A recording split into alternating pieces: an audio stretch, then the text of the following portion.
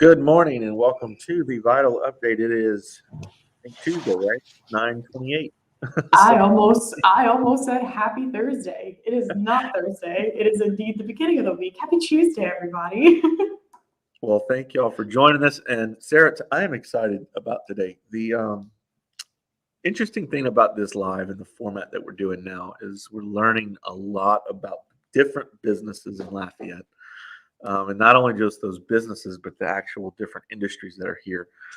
Um, and this actually kind of surprised me that this was even something in Lafayette. But we are excited to have Tait Martin joining us today. He is with Wildcat Brothers Distilling. How you doing, Tait? Good morning, y'all. How's it going? Doing well. It is 10 o'clock on a Tuesday. I know I was excited about it. I was thinking, if we're making time for the dates, let's just make this Friday and call it happy hour right now. 10 o'clock in the morning. I mean, I'm all about that. Oh, we'll see you eventually for a happy hour. I'm trying to get the office to go as a bonding. It's interesting. Tuesday is kind of like the Tuesday and Thursday is like the nobody looks forward to those days. Mondays it's like, okay, well, we're getting the week started. Wednesday is halfway, and then Friday everybody's ready to leave. So Tuesday and Thursday is kind of like the middle of the road. But man, I'm very interested. I have a bunch of questions for you, honestly, because this is very interesting to me. Explain what your business is. What is Wildcat Brothers Distilling, and just general overview. What do y'all do? Y'all are based here in Lafayette, correct? We are. So, and again, Sarah and Paul, thanks so much for having us here this morning. So, yeah, Wildcat Brothers Distilling. We joke that we are a 10-year startup. We're a 10-year overnight success. This is actually our 10-year distilling anniversary. Oh, nice! My buddy, congratulations. David, that's great. Thank you. Thanks so much. And my buddy David Moe started this business back in 2011 when he really wanted to make a career change, and he decided to leave his job as a landman in the oil field and answer the question: what's the difference between a $7 bottle of booze versus a $70 bottle of booze? And the way that he knew how to answer it was he built a still and really kind of took it from that angle. So Wildcat Brothers was born, like I said, 10 years ago. David and I joked that we're not supposed to be doing this because David is a lawyer by training, and I'm a marketing behavioral science guy by training, and a recovering professor. So we joked that we're not supposed to be doing this, but we kind of fell into it because, yeah, we are asking great questions and making rum. So we make a rum right here in Acadiana. We're actually the second distillery in Louisiana after Celebration Distillery and Old New Orleans or Old New Orleans Celebration Distillery. So we're the first at Acadiana and the second after, after that one. So we've gone from being a one-person operation. David was a one-man operation making his rum, sweet crude, up until 2019 when I retired from marketing and kind of came by, and we're a company of about 12 people servicing our rum across the country. So and I guess this is, my ignorance, but are y'all actually doing all of the bottling and everything here in Acadiana, or is we do it all here, Paul? Oh, wow, that's fantastic. And that's one of the great things about. So when David started this in 2011, and like I said, he and some buddies, they decided to build a still and decided to really get involved with what's going on. And David really caught the bug until he realized that this was his passion. And he kind of, in our business, what we joke about that our friends lie because they want free booze. So if we give our friends something to drink, they're going to say, oh yeah, this is great, because they want more free stuff with it. But in our industry, the way that you get feedback and reaction back is when you submit to awards, and basically they'll write down what's great or what's horrible about it. And in our business at the time, the award that was the big one was called the Washington Cup. And that's where every American spirit is pitted against each other. Everything from rums to bourbons to gins to vodkas. And they give the best notes back, but David, rather than getting the notes, he ended up winning a Washington Cup right up there with nice. Buffalo Trace Distillery and I believe Knob Creek, and there was a gin company there. So out of the thousands of the American spirits that were out there, David making this out of a little garage off of Bonaire Road in Lafayette was named one of the best spirits in America. It was the first time, and really, I think the only time that a white rum's ever done that. And that's kind of our CF products. This is demonstration. That is that is an interesting story. Yeah, so this is our sweet crude, and actually it has it right here, Washington Cup label on there. But this is our rum made from all local ingredients. We pride ourselves in knowing that not only do we make it all here in Acadiana, but we know the farmers that we use. We use all local ingredients, so that's what makes it cool. And it really is a labor of love, and using the great products that are found right here in Cajun country. But yeah, that's kind of a long story to tell you how this all started. I mean, it was kind of a fluke that David did it, but to David's credit and kind of mine, once we get hooked on a concept, it's kind of like, okay, let's take it to the absolute next level and make it as best as we can. So yeah, now we're in about 2019, we were on about 5 to 10 shelves. Now we're on almost 400 shelves across the country. So we've really focused on getting ingrained with that cocktail community and making the best rum that we can. That's fantastic. So let me ask you this question, Sure. Because probably the extent of what I know about the process of what you guys do is probably the TV show Moonshiners. So, and obviously that's for reality TV and all that. But is that sort of like when you were describing David kind of doing this in his garage? That's in my mind. That's what I'm thinking about. Is that kind of how it kind of started? Well, it's Paul. It's kind of sort of like that, and actually, we're one of the few distilleries, and I think we're the only one still in Louisiana, if not nationwide, that is using the same still that the owner made himself in commercial production. Wow. So you will, if you come visit us, you will see Lulu, our sexy still that David built. And yeah, so it very much is a labor of love, and also a labor of the it's very similar, but in our situation, I want to come for a visit and see that. I didn't just again. I love. Actually, as we're growing, we're getting even more equipment that is going to be bigger. So like we're currently transitioning to Gator Cove, which is a big facility off of Highway 90 here. And our production is going to be increasing, I'd say maybe 5-fold. That's so where y'all are actually moving there. We're moving there right now. So we have a factory distillery that allows us to keep going while we're building. But once we're there, it's going to take our production to, what takes us about 2 weeks to do right now. It's going to take it down to about 8 hours. So we're going to be able to really expand our reach and also to meet the needs of our customers across the country. That's awesome. That's fantastic that y'all are in that growth mode, even with with COVID and all this stuff happening. That's awesome. Yeah. So you owned, I guess, an advertising firm or advertising agency prior to being involved with Wildcat. Kind of tell us about that. How did you transition, and are you now using the knowledge you had from that to market your product? Absolutely. And that's the thing is I was lucky enough to work with some really good friends, and I'll give them a shout out, the Taproot Agency in Tallahassee, Florida. And they're still going strong. It was 4 of us who owned it, and we focused a lot on behavior change and figuring basically how to get people to do stuff. And we had clients all over the country, and when David, because again, when David first started doing this in 2011 or 13, I would send him emails or things saying, "Look, I own an advertising agency. Let me help you out." And then, with other issues, with other issues that had going on, he said, "Look, we're just going to kind of keep it in town, or we want to be small." And then once he bought out his partners, we kind of reinvigorated that conversation.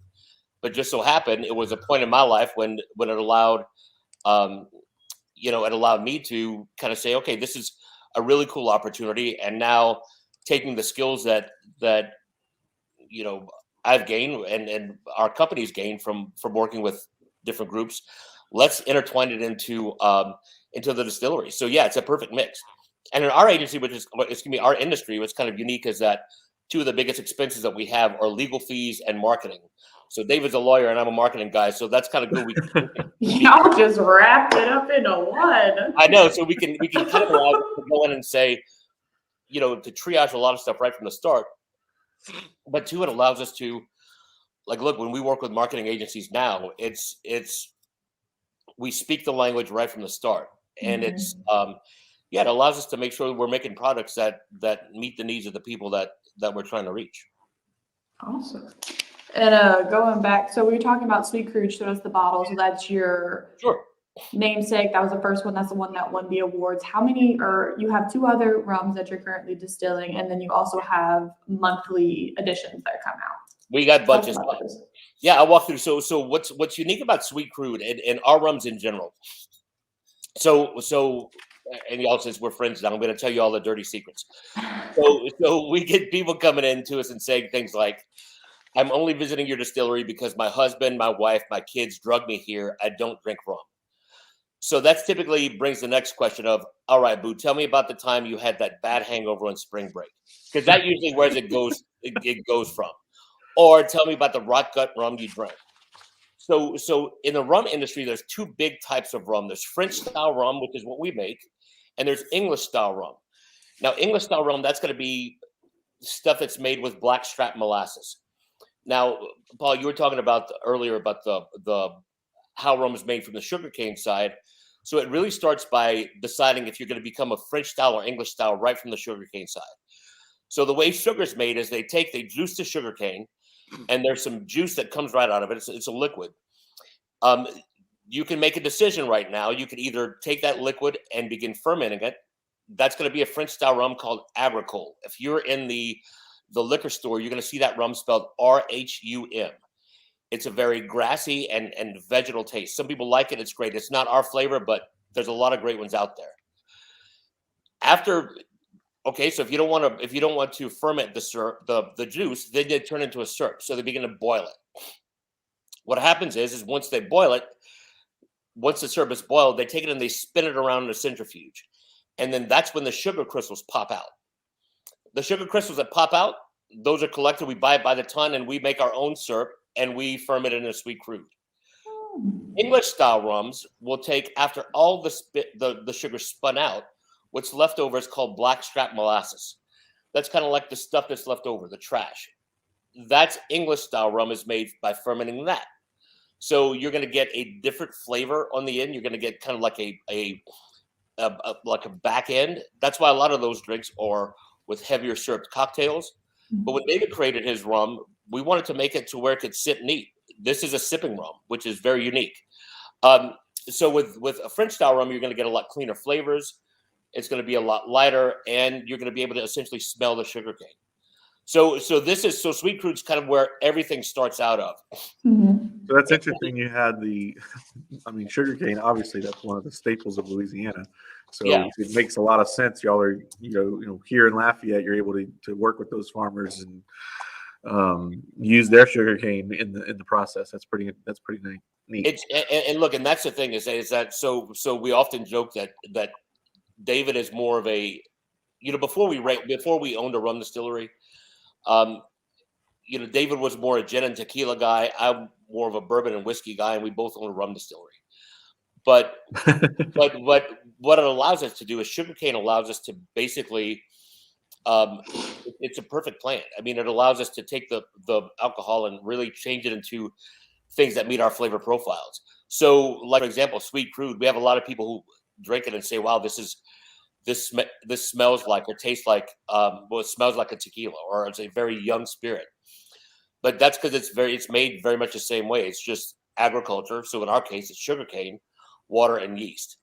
So that's very much it. But we take our Sweet Crude and then we put it in a barrel for 5 years, and then we have Noir. So Noirs are 5-year aged blend rum. So you see, it's going to be darker. But what we do is this stays in a second use bourbon barrel, and then we also blended with some younger rums that were aging over fruit trees that we grew ourselves on David's family's tree farm. So we're also aging on cherry, pear, persimmon, and hickory wood. So Noir, we joke that this is bourbon's Cajun cousin. We get a lot of bourbon drinkers or whiskey drinkers out of this. This has actually been the bourbon of the month at 4 different bourbon societies. Oh, wow. Which is kind of funny because I say you must be drinking a lot because you can't see that it says rum right here. This is great. I mean, an old fashioned made with this is incredible. And then we have our third type, and this is what we call our heritage line. So these are the 3 that are in mass production. So you can go to your favorite liquor store or your supermarket or restaurant and get a lot of these. And our third is Fifale. Fifale is our spiced rum. Fifale was just named one of the top 3 spiced rums in America, so we're pretty excited about that. And Fifale is a very light spiced rum, so it's not going to be, I don't know, like say some of the others that you're used to. Fifale and club soda is an unbelievable drink. So we make our liquors because these are adult beverages, and we want people to to be able to just drink good booze made by hardworking people right here in Acadiana. So that's what we're looking to do. You really piqued my interest on old fashioned with the Noir, because old fashions are definitely my jam. So I'm gonna have to try that. Look, you can do old fashioned, and so old fashioned with Noir is kind of what people always do. My secret is I make old fashions, or I like to order in restaurants old fashioned with Fifale. It's unbelievable. So try that out. Okay. But Sarah, you even asked earlier. So we have these are 3, like I said, heritage line. Mm-hmm. We joke that in 25 years you're going to be able to taste those or buy another bottle that's going to taste the same today. But we're doing a lot of experiments and we're doing a lot of things. We do something called snake oil. So every month we make 100 bottles available of the snake oil available to the public, and that's kind of our experimental line.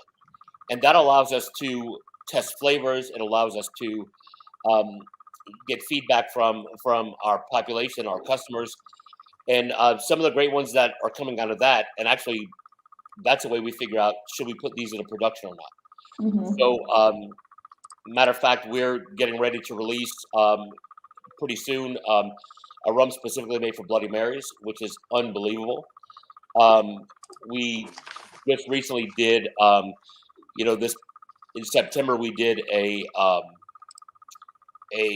cinnamon rum. Previously, we've done coffee, fig, and those are distillery only. So you have to come visit us at Gator Cove or the distillery or the tasting room to come sample. You can only purchase them in a distillery right now. Yeah, right now. Okay. And that's the thing is whenever we decide, or if we decide to make them even wider release, they'll be on the shelf. But right now, we want to give a lot of people the opportunity for every time they come back or visit us at the distillery. What's the new thing that they can find? What's the reason to come back? So that's the big thing that kind of excites me is we're always challenging the process. So every time people come back, it's either here's a new application, a cocktail, or a new rum that we've developed. So it becomes an ongoing. And so Wildcat Brothers is popular in what the term cocktail towns. What can you explain what does that mean? What is that? Sure, and that's a good question, Paul. I think our goal of everything is we want to get more people celebrating their life more often, sitting down, having a good cocktail, and having a conversation. That's the big thing. So there are certain cities. I mean, look, here's the deal: is a lot of cities like to drink, but I think some cities are better at cocktails. It's more involved with their culture, and I think too, we're getting there here in the Lafayette area, where we're you see a lot of our restaurants and bars doing better cocktail programming, to where it's making the drink at a meal. It's not just something you do, but it's more of an experience. It's something you take your time and you appreciate. And I think that's the thing is that it's really finding more people who and more restaurants or bars who really want to go, look, if I if I take this thing that we're making and put extra effort into it, it's going to be an experience that our customers are going to want to keep coming back to. And I think so. It's not just this slinging out the rum and the Coke, which again, if you want to drink that, that's great. But we make our product to be used by some of the top bars in the country, and that's what we look for. So if you want to make a simpler product, it's going to be great. But we also know it's going to be fantastic in that, Daiquiri made it some of the best bars in the country or whatever. So it's more Paul, going back to the attitude.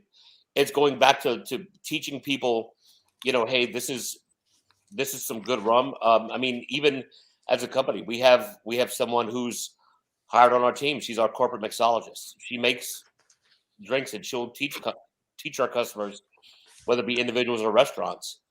How can we teach you how to better use it? So I think when we look at that, we do have a large following up in New York City and Detroit and in Atlanta and even New Orleans, and even right here in our backyard in Lafayette. But the thing is that a lot of our time is focused on how do we get behind the bar and include our cocktail in those, include our spirit in the cocktails that people are drinking. So interesting. All of this is fascinating to me. Just every industry that's in Louisiana, in our area, they all have a unique spin on why they do things the way they do. But a common thread is obviously the just supporting the local area and the Acadiana area. But I am curious, just because we are a technology company, how does technology play a role in kind of the process now? I mean, you look on the things like I brought up moonshiners and like you're talking about the distillery. A lot of that is hand done, or mixed by hand and things like that. Are y'all is there technology that is brought into this process at any point, like that you're monitoring things on the computers, or how is that working, just from a mass scale, I guess? That's a great question. Yeah. So technology is, for a business that is so handcrafted, we do use technology a lot. And that's the thing, is that whether it be from,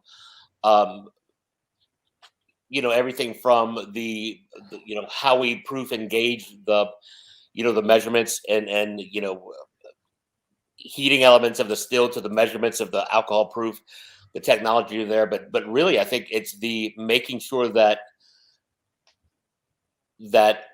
our products get to the people who want them. So, for example, right now we have a pretty thorough locker system. So, because of the powers that be, we can't sell or we can't ship alcohol. But what that does, it allows people who are from, I don't know, out of the area to be able to buy our products online and have it cataloged at our space. So whenever they come to vacation, down in the area in 2023, they could bring their U-Haul and pick up all the booze as they're doing now. So and seriously, we do have people who, we do 100 bottles available a month for snake oil, and I'd say probably about half of those are bought from people out of market. Oh wow! But so in terms of like looking at our point of sales and e-commerce, but just right now, especially with as we're beginning to grow, right now we're looking at technological ways that we include things into our product line, our shipping, and even now looking at technology of our consumers are becoming even more savvy in that they want to be able to click something on the bottle and see us make a cocktail with it. Yeah, that's true. You can put QR codes and things like that on the bottles. So it's I mean, you would have never thought that I become a distillery CEO and I'm having discussions about artificial intelligence and spatial mapping and all this other stuff. But it's if we want to reach the customer, we're doing things like geofencing. When people go to areas with our product, they can,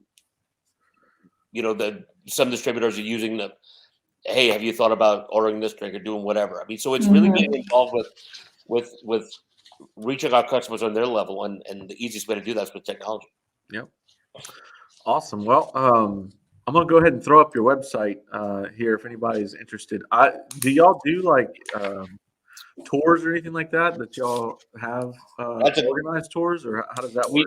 We do. So right now we are in the process. So we have our factory distillery running about a mile away, but right now, until we are fully ingrained into or fully moved into Gator Cove, we're actually doing what's called rum school. So we it's basically you come sit down, we explain to you the process, and we show you how to use our rums, talk about the differences to it, and it's actually a pretty detailed sampling, but also an application of how to use rums. So yeah, you can check out our website. There's a little button that says schedule rum school, but also too is as we're getting into the holiday areas, a lot of people are, they're doing that as their holiday parties this year, which I think is great. So we want to educate more people about how to use good booze and good rum, locally made rum, into their holiday concoctions. But yeah, we're all about teaching it. Giving rum a better name, because Lord knows it. Exactly right. Well, look, we got your Facebook and your Instagram up there. If y'all want to connect with Tait and Wildcat Brothers Distilling, y'all can do that. You can comment on this video. We'll get you in touch with him. We definitely appreciate your time. Is there anything else you want to leave us with? Well, look, we appreciate spreading the word, and yeah, come visit us at Gator Cove. And that's the thing is that we kind of see our job as how to get more people to better use our product. So it's not just, hey, buy a bottle of rum. We want to show people how to better use it, how to show into.